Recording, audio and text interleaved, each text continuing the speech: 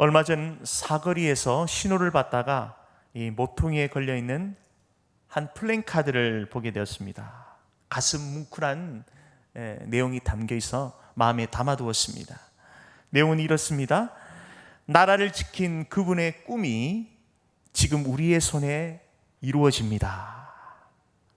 우리가 무심코 지나온 것들이 누군가의 수고와 희생으로 얻어진 것들이죠. 감사하며 오늘과 내일을 살아가야 할 이유가 있는 것이죠. 문득 든 생각이 있습니다. 바로 하나님의 뜻, 하나님의 비전입니다. 하나님께서는 성도라는 씨를 이 땅에 심으셨습니다. 마치 농부가 풍성한 유실수를 꿈꾸며 씨를 뿌린 것처럼 하나님의 뜻이 이 땅의 성도들의 순종을 통해 이루어지기를 원하십니다. 그런 의미에서 오늘 말씀은 하나님의 꿈이 이루어지는 영광스러운 장면을 담아냅니다. 어린 양의 혼인잔치를 통해 하나님 나라가 완성되는 위대한 순간이죠. 사도 요한은 사복음서 중 유일하게 예수님의 첫 이적 가나안 혼인잔치집 비유를 들고 있는 것입니다. 물로 포도주로 변화된 사건을 기록하고 있습니다. 마태복음은 왕으로 오신 예수님, 마가복음은 종으로 오신 예수님, 누가복음은 사람으로 오신 예수님, 요한복음은 하나님으로 오신 예수님, 요한계시록은 다시 오실 예수님을 고백하고 있습니다. 결국 성경의 마침표를 찍는 계시록 19장에 어린 양의 혼인잔치의 한상을 보게 되는 것입니다. 끝까지 믿음을 지키고 승리한 구약과 신약의 성도들이 거룩한 신부로 부르심을 받은 성경에서 최고의 절정을 마주하게 되는 것입니다. 복 중에 최고의 복은 하나님께 청함을 받는 것입니다. 아무나 누구나 누릴 수 없는 특권 중에 특권인 것이죠. 저와 여러분은 이 마지막 때에 하나님의 신부로 청함을 받았습니다. 이 은혜를 잊지 않고 사는 것이 중요한 것입니다. 그런 의미에서 본문은 우리에게 성도로서 존재론적 사명을 다시 한번 당금질하게 하는 것입니다. 우리가 계시록 19장 전체를 다 읽지는 않았지만 내용상 네 부분으로 나눌 수 있습니다. 첫째는 1절에서 5절까지로 바벨론을 멸망시키시고 심판하신 하나님께 할렐루야 찬송을 올립니다. 둘째는 6절에서 10절까지로 하늘에서 구원받은 백성들의 거룩한 어린 양 혼인잔치가 열립니다. 셋째는 11절에서 16절까지로 백마 타신 승리하신 예수님과 그리고 하늘 군대의 위용을 보여주죠. 마지막 네 번째는 17절에서 21절까지로 악의 세력들이 받는 최후 심판을 묘사합니다. 이 시간에는 둘째 내용인 할렐루야 찬송과 그리고 어린 양의 혼인잔치를 중심으로 함께 은혜를 나누겠습니다. 먼저 1절에 일 후에 내가 들으니, 이는 17장과 18장에 소개되어 있던 바벨론에 대한 그 심판의 종결점을 찍습니다. 그리고 이제 앞의 내용과 구별되는 새로운 내용을 전개해 나가죠. 하늘에 허다한 무리의 큰 음성 같은 것이 있어 계시록 18장 20절에 하늘과 성도들과 사도들과 선지자들아 그로 말미암아 즐거워하라, 하나님이 너희를 위하여 그에게 심판을 행하셨음이라 하더라. 이 천사의 외침을 볼 때에 능히 셀 수 없는 큰 무리, 곧 승리한 천상의 교회를 지칭합니다. 1절 중반절에 이르되 할렐루야, 구원과 영광과 능력이 우리 하나님께 있도다. 할렐루야, 신약 성경에 처음 등장합니다. 이후 3절과 4절과 6절 총 4번 등장하죠. 할랄은 히브리어로 할랄, 찬양하라. 루는 당신의, 그리고 야는 하나님, 합성어로 당신의 하나님을 찬양하라 명령형이죠. 1절에 고백된 첫째 할렐루야의 의미는 바로 구원의 하나님을 찬양하고 있습니다. 이는 음녀 바벨론을 멸망시키시고 그 구원을 이끌어내신 하나님의 놀라운 사역을 경배하는 것입니다. 시편 40편 3절에 다윗은 고백합니다. 기가 막힌 웅덩이와 수렁에서 건져주신 구원의 하나님을 새 노래로 찬양하는 것입니다. 새 노래는 아무나 부를 수 있는 노래가 아닙니다. 새 노래는 새로운 가사, 새로운 곡조를 의미하는 것이 아니죠. 바로 하나님께 구원받은 백성만이 부를 수 있는 구원의 노래인 것입니다.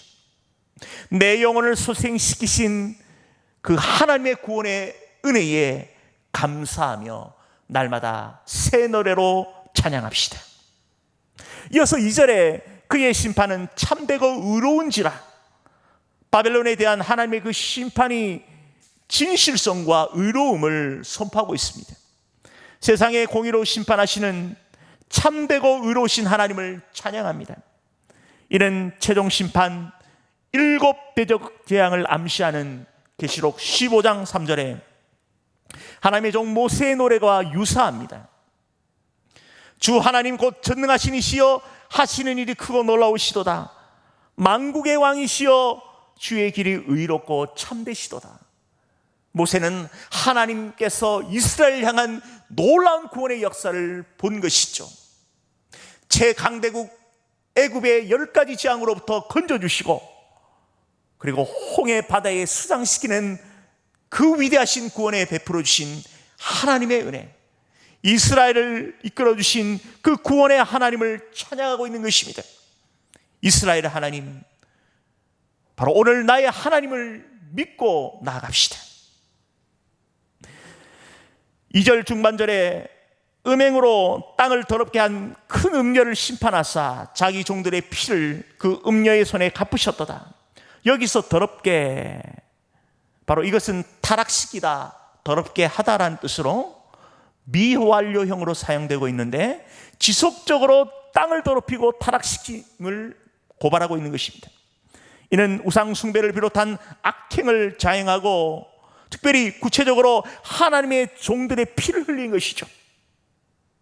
하나님은 종말론적 심판을 피하지 못한 이유는 바로 복음을 증거하는 그 하나님의 종들을 죽음으로 내몰았던 것입니다. 결국 바벨론에 대한 하나님의 심판은 자신의 신원을 천황했던 순교자들의 기도에 대한 응답인 것입니다. 우리의 인생길에 이해하지 못할 상황, 도무지 감당할 수 없는 어려움이 있을 수가 있습니다. 억울하고 답답한 일을 만날 때라도 우리는 하나님께 기도해야 하는 것입니다. 하나님께 기도할 때에 하나님의 시간표에 따라 반드시 신원하여 주실 것입니다. 계속해서 3절에 두 번째로 할렐루야니 그 연기가 세세토록 올라가더라. 두 번째 할렐루야가 울려 퍼집니다.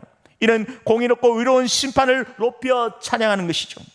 만국을 미혹하고 하나님의 종들을 죽인 것에 대한 하나님의 의로우신 심판을 경배합니다. 그 연기, 원어로 직역하면 그녀의 그 연기가 됩니다.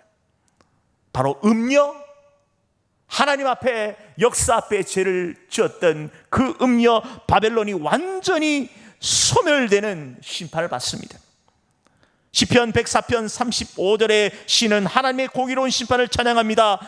죄인들을 땅속에서 소멸시키시며 악인들을 다시 잊지 못하게 하시리로다. 내 영혼아 여호와를 송축하라. 할렐루야. 하나님의 공의로운 심판이 반드시 하나님의 때에 이루어지는 것입니다. 성도는 믿습니다. 세상의 주권이 사람이나 어떤 특정 단체나 국가에 있는 것이 아니라 바로 하나님께 있음을 인정합니다.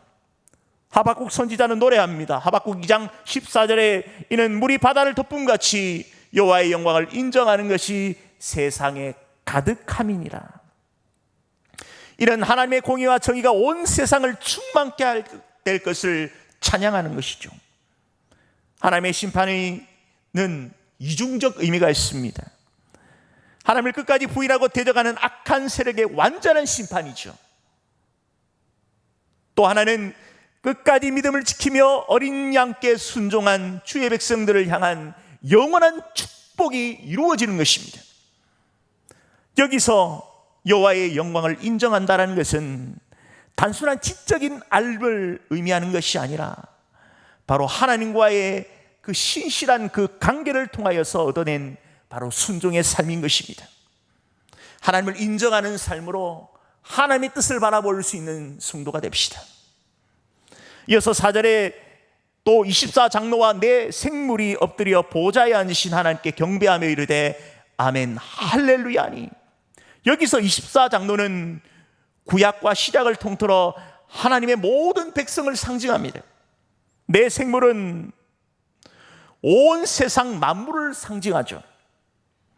이들이 하나님께 엎드려 경배합니다. 지극한 경배 자세를 보입니다. 예배란 최고이신 하나님께 우리의 최선을 하나님께 올려드리는 것이죠. 아멘 할렐루야. 성경에서 단 한 번 나오는 것입니다. 아멘이란 그렇게 이루어 주실 줄 내가 믿습니다라는 동의어죠. 이는 하나님께서 공의로 이 땅을 경영하시고 역사하심을 전적으로 신뢰하는 믿음의 고백인 것입니다. 마지막 날 반드시 이 땅을 공의로 심판하시고 자기 백성을 구원해 하실 줄을 굳게 믿고 고백하는 찬양인 것입니다. 여기서 중요한 것은 내가 믿는 것입니다. 이 믿음은 내게서 온 것이 아니라 하나님께서 주신 선물입니다. 너무나도 소중한 것이죠. 이 믿음의 선물을 우리는 끝까지 지켜내야 하는 것입니다. 계속해서 5절에 보좌에서 음성이 나서 이르시되 하나님의 종들 곧 그를 경외하는 너희들아 작은 자나 큰 자나 다 우리 하나님께 찬송하라 하더라. 보좌로부터 흘러나온 이 음성은 하나님께 영원토록 찬송할 것을 명령하죠. 얼마나 감격스럽습니까? 하나님의 보좌로부터 흘러오는 그 영광스러운 새 노래, 24장로와 그리고 내 생물, 구약과 신약에 믿는 하나님의 모든 백성들이 하나님을 향한 그 예배자로 서서 영원토록 하나님을 기뻐하며 찬양하며 예배하는 것입니다. 위대한 하나님의 은혜가 계속해서 울려 퍼지는 것이죠. 이어서 6절에 또 내가 들으니 허다한 무리의 음성과 같고 많은 물소리와 같고 큰 우레 소리와도 같은 소리로 이르되 할렐루야 우리 주 하나님 곧 전능하신 이가 통치하시도다. 여기서 많은 물소리는 이 구속함을 받은 수많은 주의 백성들이 부르는 노래를 의미하는 것입니다. 할렐루야, 마지막 네 번째 할렐루야가 선포됩니다. 우리 주 하나님 곧 전능하신 이가 통치하시도다. 하나님의 통치를 송축합니다. 당시 사도 요한 시대에 로마를 지배하며 또한 전 세계에 막강한 권력을 발휘했던 도미티안 황제, 그 권세가 영원할 것 같지만 결국은 역사의 뒤안길에 사라지는 것입니다. 흔적 없이 사라지는 것입니다. 그러나 그 역사 이면에 영원한 통치자 우리 주 하나님 곧 전능하신 이의 왕권 아래 있음을 보게 되는 것입니다. 세상 권세는 유한하나 하나님의 권세 보좌는 영원한 것입니다. 성도는 영원하신 그 통치권 아래 사는 행복자인 것입니다. 계속해서 7절에 우리가 즐거워하고 크게 기뻐하며 그에게 영광을 돌릴세 어린 양의 혼인 기약이 이르렀고 그의 아내가 자신을 준비하였으므로 즐거워하고 크게 기뻐하라. 주님께서 산상설교회를 통해서 팔복의 말씀을 선포하셨죠. 그 마지막 복이 뭡니까? 바로 의를 위하여 박해받는 자의 복을 선포하시죠. 바로 하늘의 복이 예비되었기 때문인 것입니다. 바로 기뻐하고 즐거워하라. 이 말씀은 결국 어린 양의 혼인잔치로 성취되는 것입니다. 에베소서 5장 22절에 사도 바울이 남편과 아내의 관계를 통해 언급하며 주님과 성도의 관계도 그러함을 말씀하고 있죠. 어린 양은 그리스도, 바로 신부는 주님의 피로 값주고 사신 교회며 바로 성도입니다. 우리는 어린 양의 혼인잔치의 신부인 것이죠. 예수님과 우리는 거룩한 한 몸을 이루었습니다. 하나님께서 가장 사랑하시는 두 기관이 있습니다. 바로 주님의 피로 값주고 사신 교회와 그리고 가정인 것이죠. 교회와 가정이 평안해야 바로 나라와 국가가 든든하는 것입니다. 우리의 기도의 1번은 우리의 가정과 우리의 교회가 든든히 서나가는 것입니다. 바로 주님의 몸을 이루기 때문인 것입니다. 주님의 몸을 이루는 주님의 교회요, 주님의 몸이요, 주님의 몸 된 가정에서는 항상 기쁨이 터져나와야 하는 것입니다. 그리스도의 신부의 얼굴에 기쁨이 가득해야 하는 것이죠. 주님께서 주신 구원의 감격에 취해 할렐루야 날마다 찬양이 터져나와야 하는 것입니다. 세상 근심 염려, 그 근심으로 매몰되어 신랑 되신 주님께서 주신 기쁨을 상실해서는 안 되는 것입니다. 데살로니가전서 5장 16절에 말씀하십니다. 항상 기뻐하라. 한번 고백합시다. 항상 기뻐하라. 여기서 말하는 항상은 환경에 지배받지 않는 상태를 의미하는 것입니다. 이 기쁨은 하나님과의 관계로부터 오는 것이기 때문에 절대적이고 초월적인 기쁨인 것입니다. 세상이 줄 수 없는, 세상이 빼앗아갈 수도 없는 기쁨이죠. 또한 이 기쁨은 성령의 열매인 것입니다. 내 삶에 성령 충만한 희락의 열매가 가득하길 원하신다면 하나님을 전적으로 신뢰하고 의지적으로 기뻐하기로 결단합시다. 이 기쁨은 하나님의 은혜와 그 선하심에 초점을 맞추려는 우리의 의지적인 선택인 것입니다. 믿음의 반응인 것이죠. 날마다 어린 양의 십으로 매사에 즐거워하고 기뻐합시다.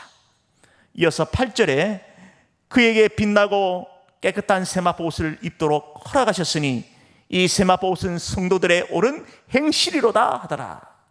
어린 양 되신 주님께 신부에게 결혼 예복 선물을 받게 되는 것입니다.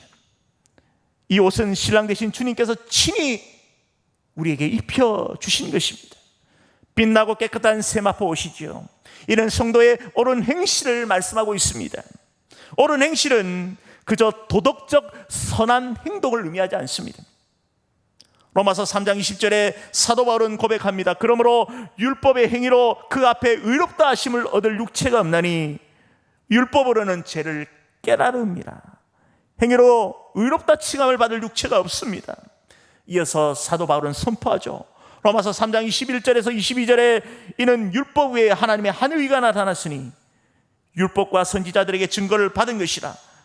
곧 예수 그리스도를 믿음으로 말미암아 모든 믿는 자에게 미치는 하나님의 의인이 차별이 없느니라. 하나님께서 우리에게 친의의 은혜를 부어주셨습니다. 친의는 법적 선언인 것입니다. 그리스도의 대속의 은혜로 우리는 죄 용서함을 받은 것입니다. 할렐루야. 흰옷은 어린 양의 피로 씻어 의롭게 된 것을 의미하는 것이죠. 그리스도의 대속의 은혜로 저와 여러분 지금 이 자리에 예배드리고 있는 것입니다. 너무나도 감격스러운 은혜 앞에 있는 것이죠. 어린 양의 보혈로 구원받은 그 존귀하고 거룩한 권속으로 하나님께 예배드리는 것은 놀라운 특권인 것입니다. 우리가 이 땅에서 드리는 이 예배는 장차 어린 양 혼인잔치의 예표인 것입니다. 그러므로 이 땅에서 드려지는 우리의 예배가 어떠해야 되는지를 보여주는 것이죠. 그리고 우리의 삶의 예배가 어떻게 달라져야 되는지를 말씀하고 있는 것입니다.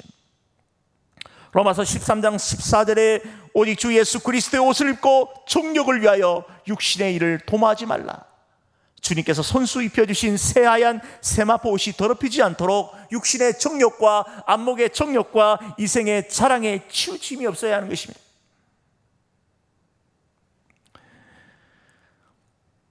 구원파 계열의 이단들은 죄를 존재론적으로 봅니다.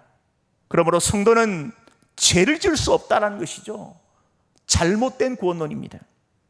성도는 죄의 형벌로부터 면제받았습니다.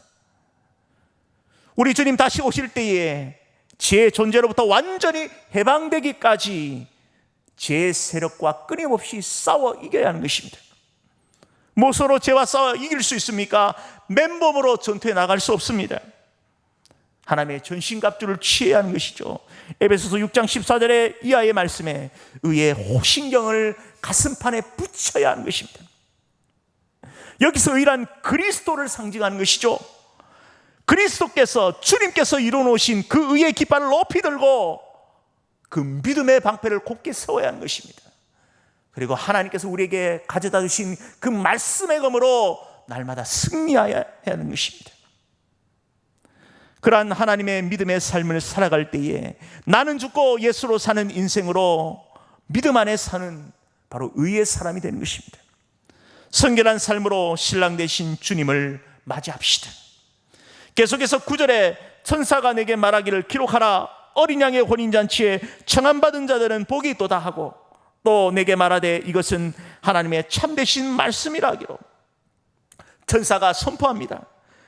혼인잔치에 청함을 받은 자는 복이 있도다. 혼인잔치에 아무나 참여할 수 없는 것입니다. 혼주로부터 청함을 받아야 되는 것이죠.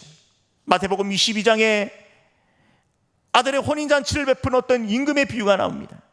임금은 청함을 받았지만 세상에 매몰되어 참여하지 않은 사람들이 있습니다. 또 어떤 이들은 참여했지만 예복을 입지 않고 참여했습니다.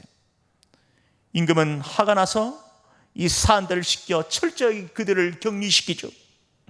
이 비유 끝에 주님께서 말씀하십니다. 마태복음 22장 14절에 청함을 받은 자는 많되 택함을 받은 자는 적으니라. 하나님께 청함을 받은 우리가 마지막 날까지 택함을 받도록 끝까지 믿음을 지켜내는 우리 귀한 성도님 되시길 바랍니다. 말씀을 맺겠습니다. 오늘 계시록 19장의 말씀은 성경에서 최고의 절정을 보여주는 것입니다. 사도 요한의 환상 가운데 하나님 나라의 완성인 어린 양의 혼인잔치를 보게 됩니다. 마지막 날 이 땅을 공의로 심판하시고 자기 백성을 구원하시는 하나님을 굳게 신뢰합시다. 그리고 내 삶의 어떤 처지와 형편 가운데서도 기뻐하기로 결단합시다. 할렐루야. 우리 주 하나님 곧 전능하신 이가 통치하시도다.